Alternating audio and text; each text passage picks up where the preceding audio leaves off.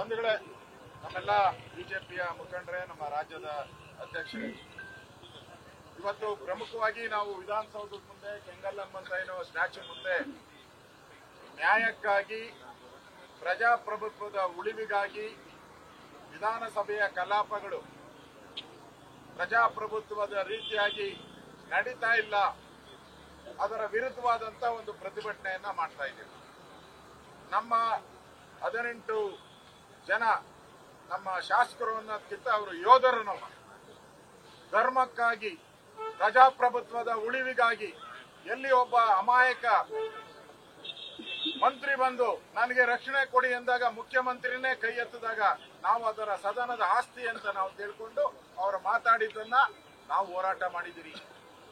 ಯಾವ 4% ಮುಸ್ಲಿಮರ ಮೀಸಲಾತಿ ಏನಿತ್ತು ಆ ಬಿಲ್ಲನ್ನು ತಗೊಳ್ಳೋ ಅಂತ ಪ್ರಮೇಯ ಬಂದಿತ್ತು.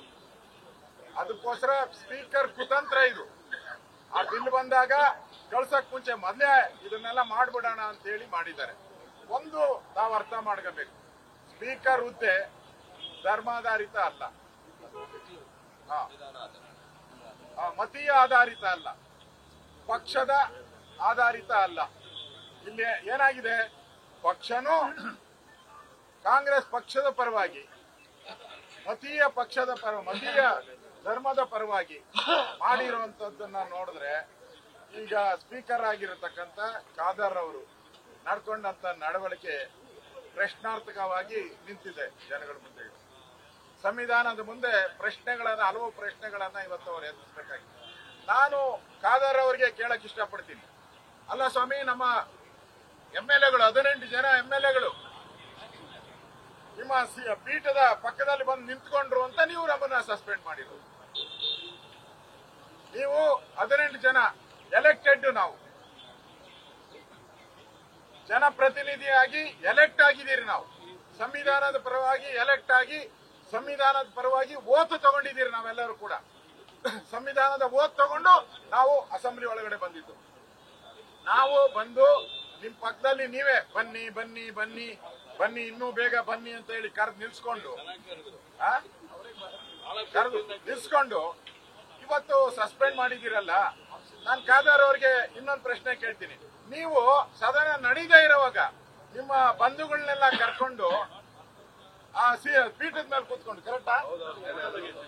ಬಂಧುಗಳನ್ನೆಲ್ಲ ಕರ್ಕೊಂಡು, ಸಂಬಂಧಿಗಳನ್ನೆಲ್ಲ ಕರ್ಕೊಂಡು, ಆಲ್ ಬ್ರದರ್ಸ್ಗಳನ್ನೆಲ್ಲ ಕರ್ಕೊಂಡು, ಧರ್ಮಗುರುಗಳನ್ನೆಲ್ಲ ಕರ್ಕೊಂಡು ಎಲ್ಲ ಕೂತ್ಕೊಂಡು ಒಂದು ಚೇರ್ ಮೇಲೆ ಕೂತ್ಕೊಂಡು ಫೋಟೋ ಇಡ್ಸ್ಕೊಂತೀರಲ್ಲ, ನ್ಯಾಯನ ಇದು? ಇದು ಧರ್ಮನ? ಇದು ಪ್ರಜಾಪ್ರಭುತ್ವನ? ನೀವು ಬೇರೆಯವ್ರನ್ನ ಕರ್ಕೊಂಡು ಕೂತ್ಸ್ಕೊಳಕ್ ಎಲ್ಲಿ ಅಧಿಕಾರ ಇದೆ ನಿಮ್ಗೆ? ಯಾರು ನಿಮ್ಗೆ ಅಧಿಕಾರ ಕೊಟ್ಟವ್ರು ಅದನ್ನ? ಇವತ್ತು ನಮ್ಮ ಶಾಸಕರು ಅಲ್ಲಿ ಎಲೆಕ್ಟ್ ಆಗಿರೋ ಶಾಸಕರು ಹೋದ್ರೆ ಅಪರಾಧ, ಎಲೆಕ್ಟ್ ಆಗದೆ ಇರೋ ನಿಮ್ಮ ಬಂಧುಗಳು ಬ್ರದರ್ಸ್ಗಳೆಲ್ಲ ಬಂದು ಅಲ್ಲಿ ಫೋಟೋ ನಿಂತ್ಕೊಂಡು ಫೋಟೋ ತೆಗೆಸ್ಕೊಂಡ್ರೆ ಅದು ಪರ್ಫೆಕ್ಟಾ? ಇದೇನಾ ಡೆಮಾಕ್ರಸಿ? ಸ್ಪೀಕರ್ ಹೇಳ್ತೀರಾ, ಹಿಂದೆ ಸ್ಪೀಕರ್ ಅವರು ಯಾರು, ನಮ್ಮ ಮಂಗಳೂರಿನ ಯೋಗೇಶ್ ಭಟ್ರು ಉಪ ಸ್ಪೀಕರ್ ಆಗಿ ಕೂತಿದ್ರು. ಅವ್ರನ್ನ ಎಳೆದಾಡಿ ಮೈಕ್ ಎಲ್ಲ ತಗೊಂಡು ಹೊಡೆದ್ರಿ. ಭೋಜೇಗೌಡರು ತಮ್ಮ ಧರ್ಮೇಗೌಡರು ಅವ್ರನ್ನಂತೂ ಎಳೆದು ಅವ್ರ ಆತ್ಮಹತ್ಯೆನೆ ಮಾಡ್ಕೊಂಡ್ಬಿಟ್ರು. ಆಮೇಲೆ ಸಿದ್ದರಾಮಯ್ಯನವರು ಆ ಪೊಲೀಸು ಕಮಿಷನರ್ ಬಂದಿದ್ರೆ ಅವರ ಬ್ಯಾಡ್ಜ್ಗಳನ್ನೆಲ್ಲ ಕಿತ್ತಾಕಿದ್ರಿ, ಅವ್ರ ಸ್ಟಾರ್ಗಳನ್ನೆಲ್ಲ ಕಿತ್ತಾಕಿದ್ರಿ, ಕಾಲಲ್ಲಿ ಒದ್ದಾಕ್ಬಿಟ್ರಿ, ಎಲ್ಲ ಡೋರ್ಗಳನ್ನೆಲ್ಲ ಒದ್ದಾಕಿದ್ರಿ, ಸ್ಪೀಕರ್ ಹತ್ರ ಹೋಗಿ ಆ ಪಾಟ್ಗಳನ್ನೆಲ್ಲ ಹೊಡೆದಾಕಿದ್ರಿ. ನಿಮ್ ನಾಚೆ ಆಗಲ್ವಾ? ಕಾಂಗ್ರೆಸ್ ಅವ್ರಿಗೆ ನಾಚಿಕೆ ಬೇಡ? ಮಾನ ಮರ್ಯಾದೆ ಬೇಡವಾ? ನೀವೇ ಅಧರ್ಮ ಮಾಡಿಬಿಟ್ಟು ನಾವು ಡಯಾಸ್ ಹತ್ತಿದ್ದೀರಿ ಅಂತೇಳಿ, ಸ್ಪೀಕರ್ ಅವರ ವೇದಿಕೆ ಹತ್ತಿದ್ದೀರಿ ಅಂತೇಳಿ 6 ತಿಂಗಳು ಸಸ್ಪೆಂಡ್ ಮಾಡ್ತೀರಾ? ಕಾಂಗ್ರೆಸ್ಗೆ ಏನಾದ್ರೂ ಮಾನ ಮರ್ಯಾದೆ ಇದೆಯಾ?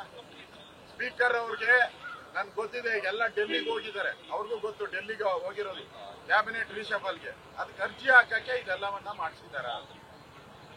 ನೀವು ಮಂತ್ರಿ ಆಗ್ಬೇಕು ಅಂತ ಹೇಳಿದ್ರೆ ಬೇರೆ ದಾರಿ ನೋಡ್ಕೊಳ್ಳಿ.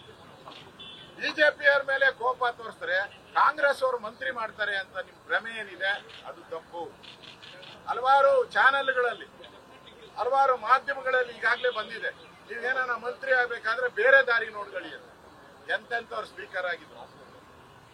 ಇನ್ನೊಂದು ಮಾತು ಹೇಳಿದ್ದೀರಾ, ಅದಕ್ಕೆ ಕೋಳಿವಾಡ್ ಅವರು ರಿಯಾಕ್ಟ್ ಕೂಡ ಮಾಡಿದ್ದಾರೆ. ಸ್ಪೀಕರ್ ಅವರು, ನನಗೆ ದಮ್ಮಿತ್ತು, ನಾನು ನಾನು ಸಸ್ಪೆಂಡ್ ಮಾಡಿದ್ದೀನಿ. ಹಿಂದೆ ಇದ್ದಂತ ಸ್ಪೀಕರ್ಗಳಿಗೆ ದಮ್ ಇರ್ಲಿಲ್ಲ, ಅದಕ್ಕೆ ಮಾಡಿಲ್ಲ ಅಂತೇಳಿ.